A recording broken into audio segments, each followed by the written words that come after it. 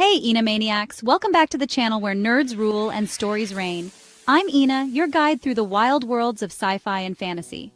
Today, we're digging into episode 4 of HBO's Dune prophecy, titled Twiceborn.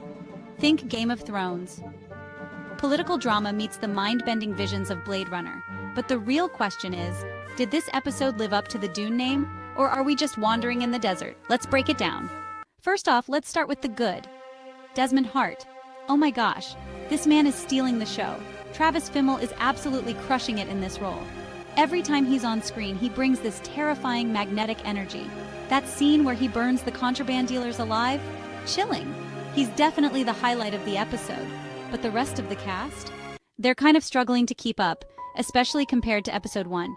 Let's talk about Mother Valya. She's supposed to be this brilliant, manipulative leader of the Sisterhood, right? But in this episode, she feels weak. She's losing her grip as Mother Superior, and honestly, it makes me question how the Sisterhood can survive if their leader is this fragile. Then there's Princess Ynez. Remember how powerful, smart, and charming she was back in episode 1? She doesn't feel like the same character anymore.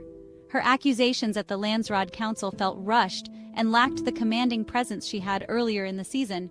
It's like her character is slowly losing steam. On the flip side, Tula's character is growing on me.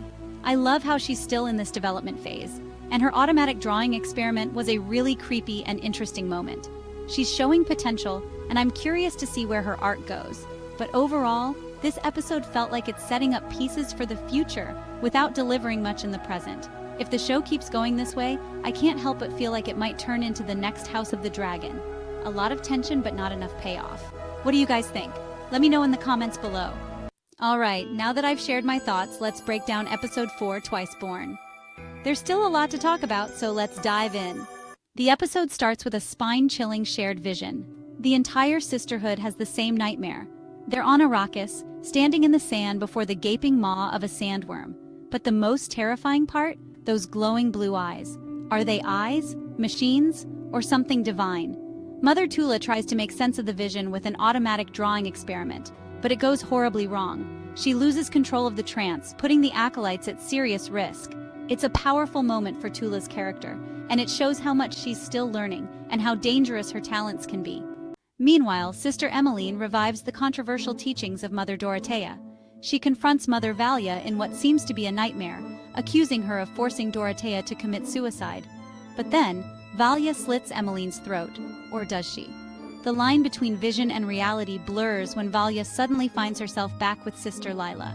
And guess what? Lila's awake, her eyes glowing bright blue from overexposure to spice. Could these be the eyes from the vision? Now let's talk politics, because this episode had some major moves on the Landsraad Council. Mother Valya manipulates her nephew, Baron Harrow Harkonnen, into calling for an investigation into the Emperor's role in Pruitt Richese's murder.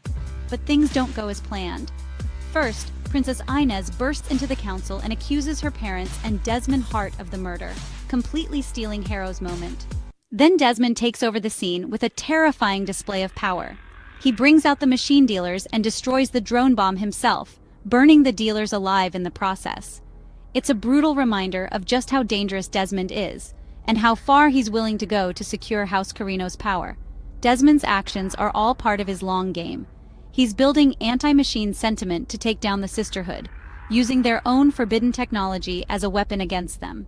Meanwhile, Valya is playing her own game, trying to position the Harkonnens as the real power behind the Imperium.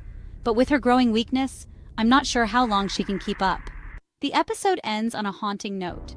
Valya has a tender moment with a vision of her dead brother Griffin, whose murder by Vorian Atreides drove her quest for revenge. But in a shocking twist, this isn't Griffin at all. It's Sister Theodosia using her secret face-dancing talent to shapeshift into his likeness.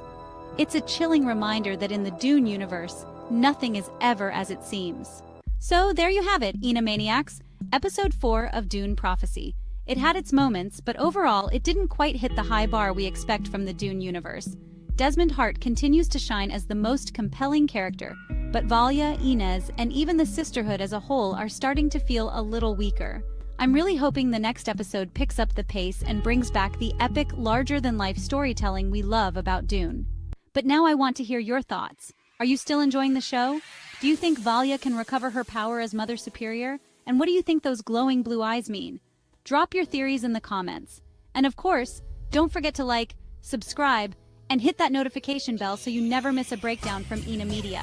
Until next time, I'm Ynez. And remember, the spice must flow.